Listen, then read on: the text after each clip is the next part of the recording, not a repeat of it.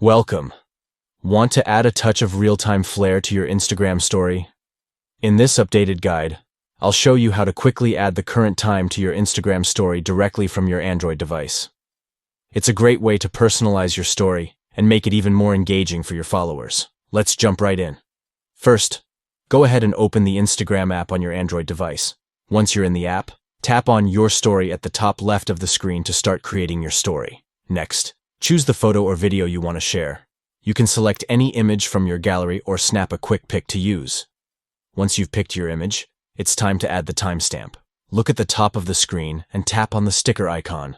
This will open up a menu with all sorts of fun stickers you can add to your story. From there, scroll down until you find the Time sticker.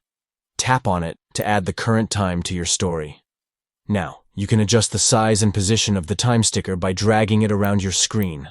Once you're happy with how it looks, simply tap Your Story at the bottom to post it. And just like that, your story is live with the current time added for all your followers to see. It's that simple.